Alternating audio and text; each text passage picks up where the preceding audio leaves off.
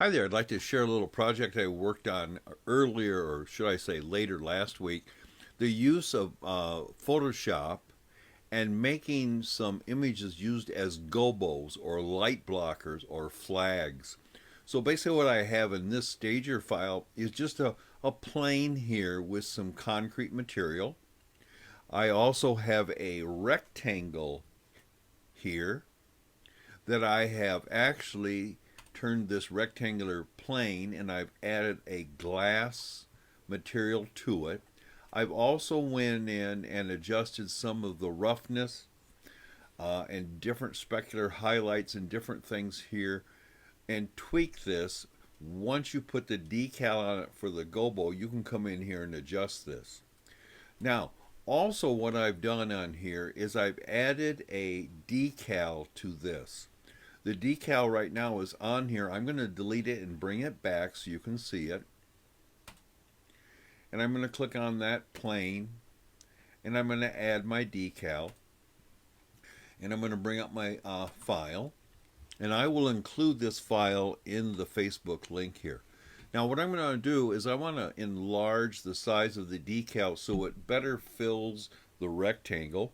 So I'm just going to change my view over here to a side view. I'm going to hold my shift key and I'm going to scale this up so it's pretty much hitting the edges of this, maybe a little bit smaller. I don't want the light to leak around this.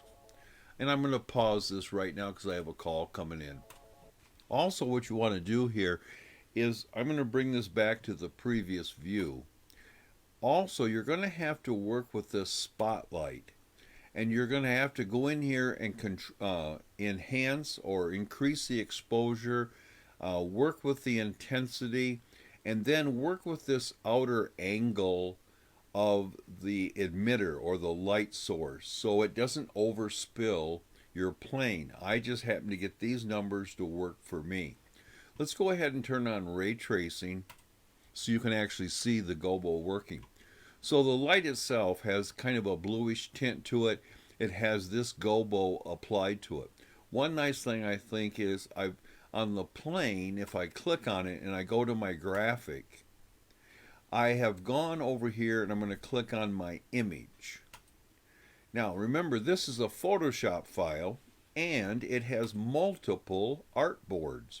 So I've built various gobo shapes here. So you don't have to go back and forth reloading the decal every time. This gobo has about 11 different shapes. So I'm going to click that and it's just going to change it over. I'll pick a different one here. And again, you have to work with this to see, is the light intensity working for it here? Let's see why this one's a little bit weird. Let me try a different one here. There we go. So basically what you can do is once you get this, you then can move the decal around. You can rotate the decal. So if you want to angle this a little bit differently, you can change the opacity of the decal. There's really, kind of unlimited possibilities of working with this.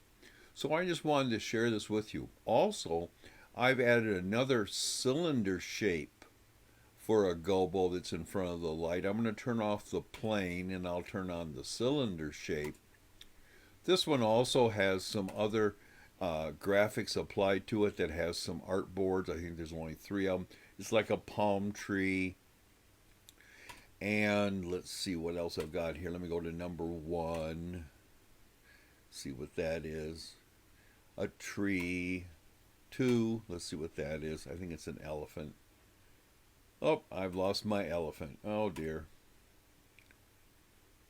Anyway, you get the idea that this is another piece of artwork that I included in this. And I guess this is my elephant here, or my pachyderm. Again, if you want to click on the group, center with key with gobo, that group includes both the spotlight and the 2 planes with the gobo decals.